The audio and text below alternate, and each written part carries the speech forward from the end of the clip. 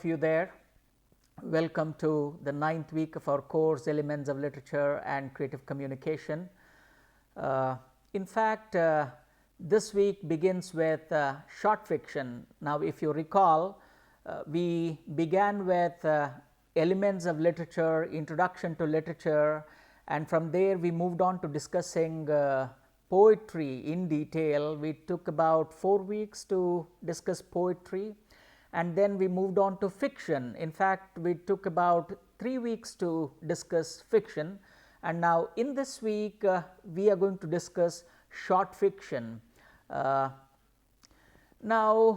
of course, we have already discussed fiction. Now, based on our discussion of fiction, if we can introduce short fiction, well, no wonder if you consider short fiction as a kind of a little brother or little sister of fiction, right? You are not wrong when you consider it as a little brother or little sister, but there are a lot of similarities between fiction and short fiction. In fact, the organizing principles that govern fiction and short fiction are same. The structural principles that govern fiction and short fiction, they are same. And as we said in one of the previous classes, the difference is only in scale and magnitude, because the scale of novel is much more compared to the scale and magnitude of short fiction. You get to discuss lot many things, whereas you will have to achieve all that in a limited span, in a limited space when it comes to short fiction, right. Therefore, in this week we can take up untethering short fiction and examine various features of short fiction and understand what short fiction is, and varieties in short fiction and historical origins of short fiction until through its modern manifestations. Okay. So, this is what we have in mind. Before I deal with a formal definition of short fiction and its varieties, I am going to take you through two of the shortest stories that you can think of. In fact, the first one is attributed to Hemingway. Of course, it is quite debatable whether Hemingway actually wrote that or not. However, in the popular imagination, it has been associated with Hemingway. So, let us forget the authorship for time being and focus on this particular short fiction. In fact, it is considered as the shortest fiction, probably one of the shortest stories, the short story, you can say it. Look at it, just about 6 words, the first one. And there is a story behind this. In fact, it is said that Ernest Hemingway was sitting in a pub with a couple of his fellow writers, and they thought they could begin with some kind of a bet, maybe to go to take the drinking to an altogether different level. They thought they would mix it up with whatever they were writing. So, Ernest Hemingway seemed to have wagered that he would construct a short story in about just 6 words, which would make his fellow writers, it would move them like anything. And his fellow writers thought this guy could not do that. They said fine, maybe during those times in 1920s, 30s, right. So, they wagered something like $10 or $20, and that is when Ernest Hemingway seemed to have come up with this short story. That is the story behind the story. Okay. Now, look at this: for sale, baby shoes never worn. If you are a sensible reader, or if you have a little more patience, you would almost be moved to tears when you read this. Now, what is so remarkable in this short story, or what is these 6 words, when put in this particular order, what are they conveying? A sensible reader would tap the reservoir of life's tragedy when he or she reads these 6 words. There is a very grim tale, there is a very tragic tale hidden behind these 6 words. I am sure if you read it a couple of times, you would come across what it's trying to say. Now look at this. Who will auction a sale, especially, or who will sell baby shoes never worn?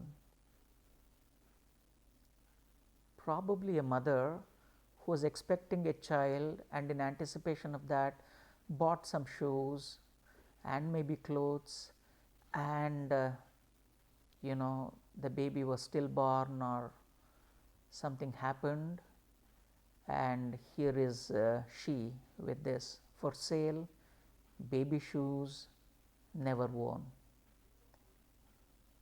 An entire range of tragedy that consummates the life of a mother or young parents is presented in these 6 words: for sale, baby shoes never worn. These words are capable of evoking a vast stretch of tragedy behind the utterance of these words. In other words, these words, uncover a sad tale of young parents using them. They just open the words and you peep into, or you can get a peek into the vast stretch of tragedy that may have happened in the life of those young parents. That's all. These words act as a door, and the moment you read them, they just open the door and you are made to see that. This is what a short story is capable of doing. This is the potential of a short story, right? Just less than 6 words. Now, can you imagine?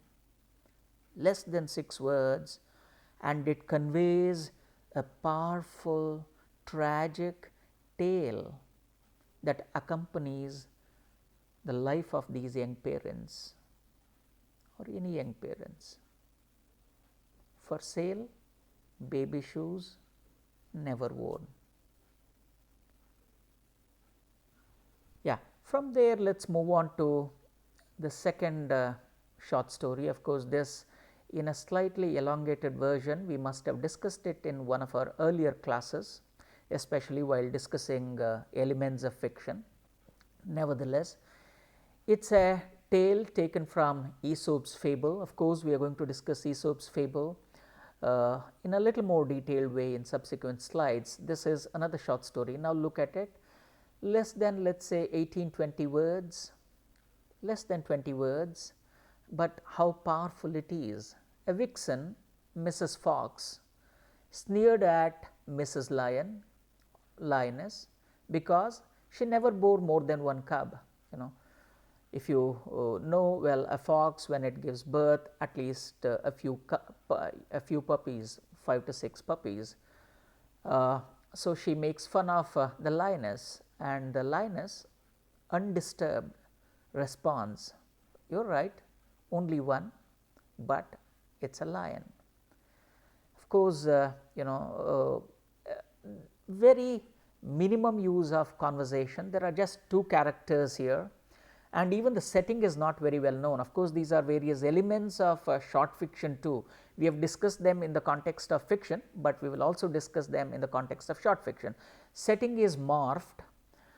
There are 2 characters and very minimum background, some kind of a third person narrative and dialogue between vixen and a lioness, and look how proudly she says, just a verbal picture, and it is again capable of conveying a range of themes, a range of ideas, right. So, before we discussed formally, before I gave you the definition of short fiction, different elements of short fiction, theoretical underpinnings to short fiction, I thought it is better we get a taste of short fiction and what this particular genre or what this particular form of literature is capable of unfolding before us. All right. I am sure these 2 examples will have given you the power pack that a short fiction holds under its breath. So, now let us quickly go and take a look at what a short fiction is. This is how most of them that we have quoted here are exemplary practitioners of fiction and short fiction. So, this is what these writers of short fiction have got to say about short fiction. Let us begin with Bates. So, this is something like, depending, look how remarkable it is. Anything the author decides, it shall be. So, this talks about the amorphous nature of short fiction, because there are some forms, there are some genres of literature that are quite rigid. We have discussed them, right? They are rigid. It is difficult to compose them, in the sense, if you wish to compose, you have to follow to certain conventions, certain norms, they work under tight schedule. Whereas fiction and short fiction, they are quite amorphous. You can shape them the way you want it, or it is just like water, it assumes the shape of the vessel you put water into, right. If you put into a round vessel, shape of water looks round. If it is a square vessel, square, things like that, right. It is quite amorphous. So, you get one particular nature of short story through this. By nature, short story is amorphous and malleable, like any metal that you can give shape to, right, like iron or gold or even silver or any other metal which has the characteristic feature of malleability, which you can shape it into different shapes, So, short story can assume that. That is precisely what it is talking of. Now, Edgar Allan Poe, in fact, one of the remarkable short story writers, the world has seen, he says this: a short fiction is basically, or a short story is basically, a prose narrative which is short in nature, which requires anywhere between half an hour to 2 hours in its reading. Perusal is reading, right. So, it talks about the quick time span, the temporal definition of short story. A short story is a short sequence of narrative, short prose narrative, that you can finish anywhere between half an hour to, let us say, 1.5 to 2 hours, because there are like you have read the short stories, there are also very longish short stories. Let us say, for instance, Death of Ivan Ilyevich, the best ever short story that Tolstoy ever wrote. It runs into something like 70-80 pages, almost as good as a short novel. There are many short stories which are about 80 to 100 pages, right. So, therefore, a short story is something that you can finish somewhere between half an hour or less than half an hour to 2 hours. Neil Gaiman, a contemporary short story writer, and an academic and a literary critic, says something remarkable. He says short stories are tiny windows into the other worlds. They are just tiny windows into other worlds and other minds and other dreams, right. It is just like a window. Through that window you can enter into the other world, other mind, others' dreams, and the journey that you take in order to make to the far side of the universe, and you still can come back for dinner, right. Even if you start sometime in the evening, the journey it entails is, you can just go read it and come back in time for dinner, something like that. That is the remarkable voyage, the spatial, spatially and temporally. This is what short story gives you. It takes you across to a different mind, to different dreams, and to different universe, and transports you back in time before your time for dinner or breakfast, depending on when you begin reading it. Then Scott Fitzgerald, we need no introduction to him, we have discussed Fitzgerald. He says, in order to write the short story, you need to find the key emotion. This may be all you need to know to find your short story. Well, here is a great insight for you to be short story writers.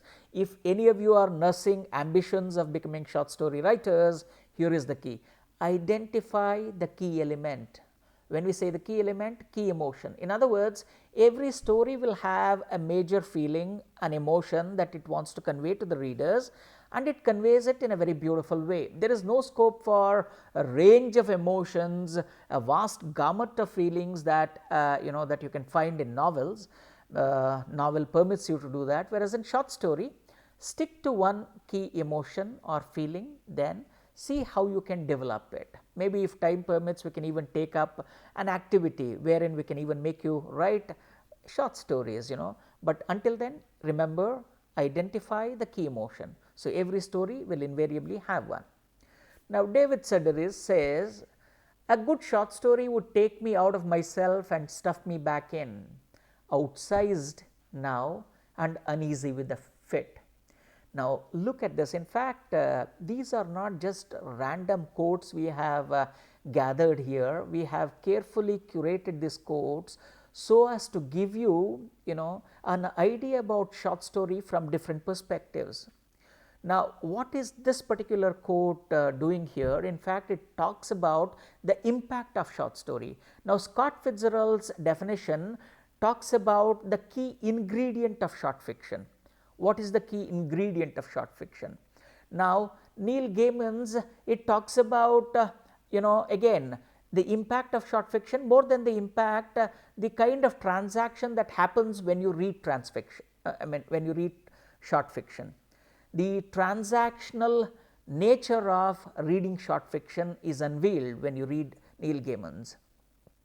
And Edgar Allan Poe talks about the temporal concept of short story, which can be read and finished in less than about 1 hour to 2 hours, something like that.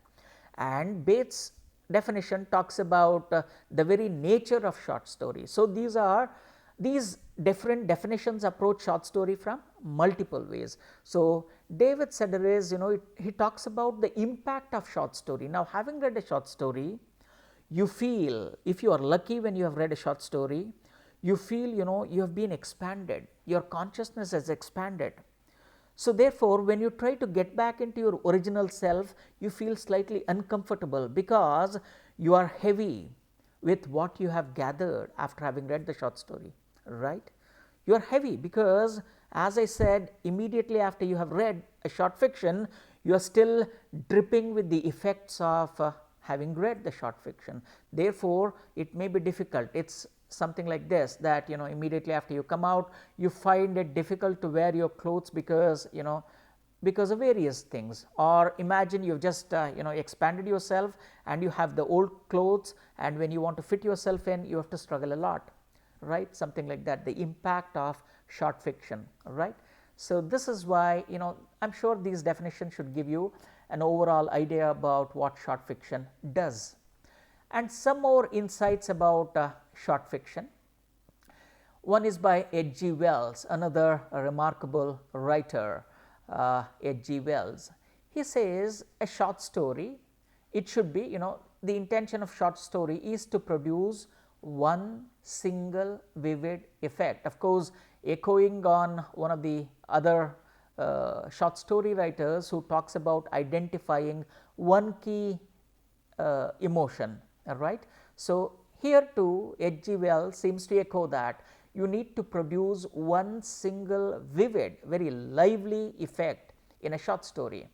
And how do you compose it? When you write, you should write it in such a way that it should seize your attention right in the very beginning, because remember, unlike the novel, which gives you the luxury of expanding your introductions into several pages, a short story does not give you that luxury, because you have the constraint of pages, you have the constraint of time. Therefore, whatever you have to do, you have to start doing it right from your first sentence, right from your first paragraph, right. That is the reason why the moment it begins, it must seize the attention, capture the attention of the reader, and it should not leave it until the climax is reached. Like once you get under the grips of the short story, it only lets you go when you reach towards the end of the short story, something like this, all right. Now, here is Gabriel Garcia Marquez, a remarkable novelist. We have discussed him earlier, and also an extraordinary short story writer. he distinguishes short fiction from a novel or fiction.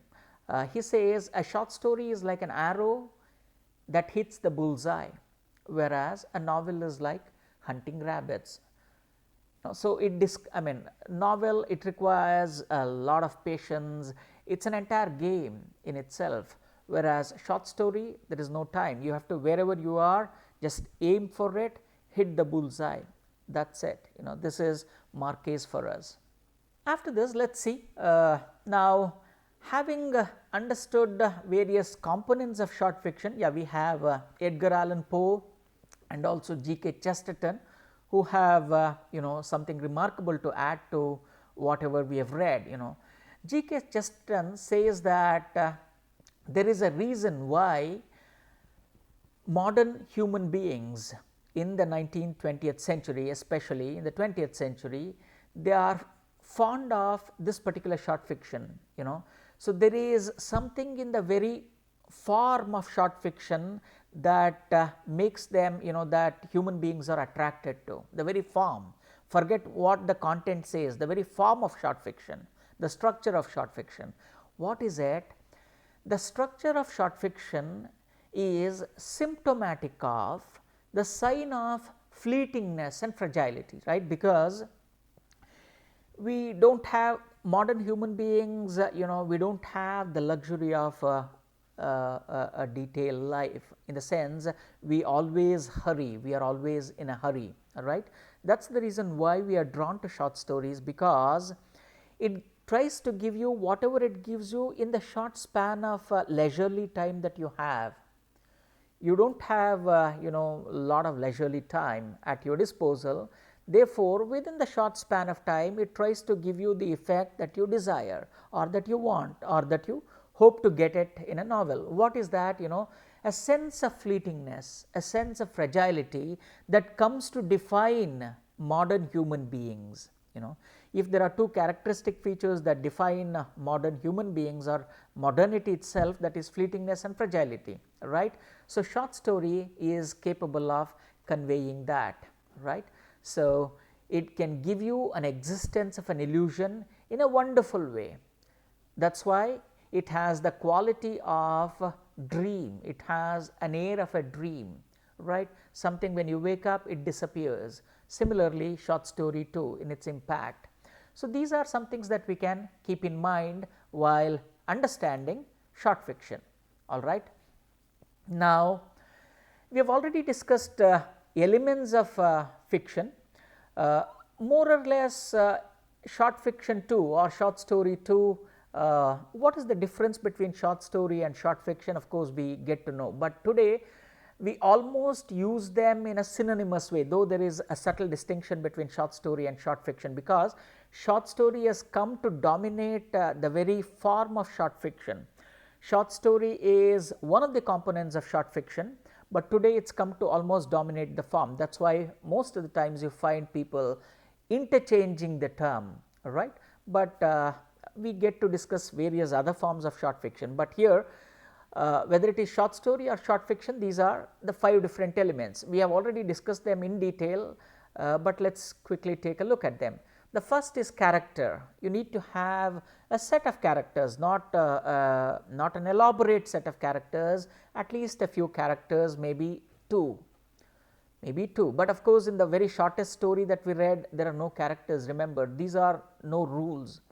Without any of them or with just only one of them or two of them, you can construct a short story. We have discussed that, So, these are the various permutations and combinations writers use in order to construct their stories.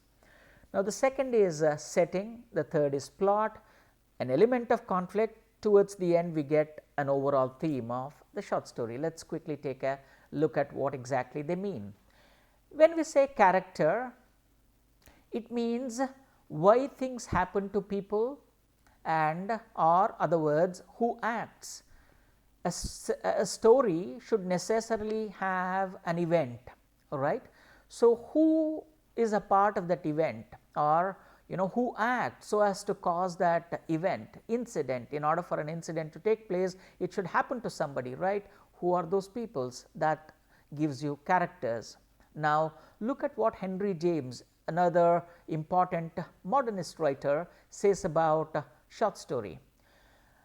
Especially in the context of short story, he says it to the character. What is character but the determination of incident? What is incident but the illustration of the character? That talks about how integral character is, the element of character is to the incident and illustration of character. Of course, there is a pun on the word character here, because character is a person that appears in the story. It is also the characteristic feature, it is also the characteristic feature, characteristic trait of that person, right. So, it is a pun. Now, when we say character, so what we need to focus on is a few questions. What is the person saying here? Because that reveals something about the character, right. What is the person saying? And then what is the person doing? Because what a person does also defines a person there. What others say about the character? In order for us to understand the whole character, we need to know it in the context of other characters, what other characters say, and what others do, maybe as a response to the chief character or on their own, what do they do, and what does this character look like. If you answer all that in a very convincing and a proper way, then you will have created an extraordinary character or a set of characters in your short story. Okay. Now, from character, let us go to setting. As we have already identified, setting can be a physical location, or it can be a time in the story. It could even be an imaginary setting, anything like that. Let us say, for instance, if you have read R.K. Narayan's novels or short stories, Malgudi appears to be an important place. It is not a physical space, it is an imaginary space, it is an imaginary place constructed by the writer. So, something like that. So, it talks about either a location which has a which corresponds to the geographical location, or it could as well be an imaginary place. It could be a description of a landscape, buildings, seasons, scenery, even the weather, because if a particular story takes place in a rainy season, then that becomes the setting, right. And it can as well, why does the writer have to give the settings?